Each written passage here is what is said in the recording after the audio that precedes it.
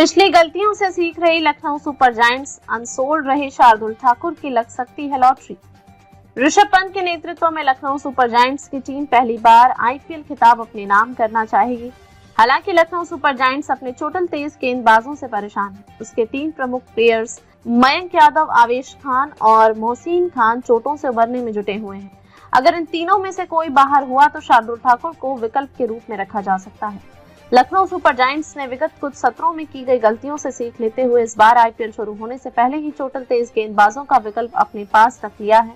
लखनऊ के 3 तेज गेंदबाज चोट से उबर रहे हैं। पिछले वर्ष अपनी गति से सभी को चौंकाने वाले मयंक यादव चोटिल हैं। मोहसिन खान और आवेश खान की फिटनेस भी संदेह के घेरे में है। ऐसे में 11 करोड़ रुपए में रिटेन किए गए मयंक यादव या मोहसिन और आवेश में कोई बाहर होता है तो उनकी जगह शार्दुल ठाकुर लखनऊ सुपर जायंट्स में शामिल हो सकते हैं। साथ ही मेगा नीलामी में नहीं बिकने वाले यूपी के तेज गेंदबाज शिवम मावी पर भी प्रबंधन की नजरें हैं। लखनऊ सुपर जायंट्स के प्रबंधन में शामिल हुए वरिष्ठ अधिकारी ने बातचीत में बताया, हमने पिछले 3 सत्रों में चोटिल खिलाड़ियों के विकल्प बाद में तलाशे, लेकिन इस बार हम यह गलती नहीं दोहराना चाहते हैं।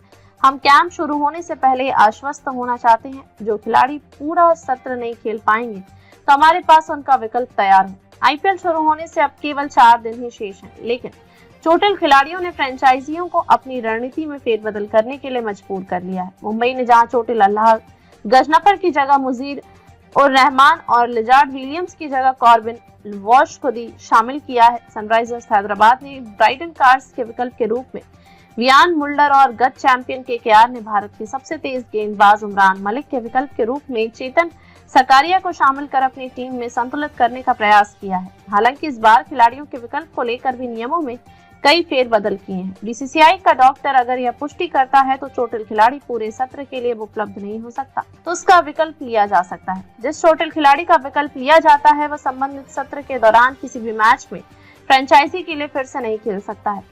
चोटिल खिलाड़ी के लिए अब मध्य सत्र विकल्प के नियम भी बदल गए हैं। पहले के 7 लीग मैचों तक के विकल्प को अब 12 लीग मैचों तक बढ़ा दिया गया है।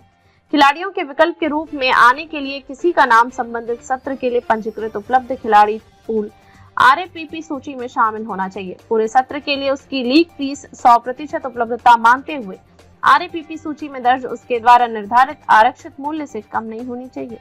कोई भी फ्रेंचाइजी अगर किसी गेंदबाज को नेट गेंदबाज के रूप में भी आरएपीपी सूची में शामिल करती है, लेकिन अन्य फ्रेंचाइजी उसे लेना चाहती है, तो उस फ्रेंचाइजी के पास खिलाड़ी को रोकने का अधिकार नहीं होगा। यदि किसी खिलाड़ी को विकल्प के रूप में शामिल किया जाता है तो संबंधित सत्र के दौरान उसकी लीग फीस फ्रेंचाइजी के शेष मैचों को ध्यान में रखते हुए ही दी जाएगी। विकल्प के रूप में शामिल खिलाड़ियों को लेते समय फ्रेंचाइजी को 25 खिलाड़ियों की टीम संरचना विनियमों का अनुपालन करना होगा। 2025, 26 और 27 सत्रों के दौरान विकल्प के रूप में शामिल खिलाड़ी लेने वाली फ्रेंचाइजी को अगले लागू सत्र के लिए अनुबंध की अवधि बढ़ाने का अधिकार है, यदि कोई हो।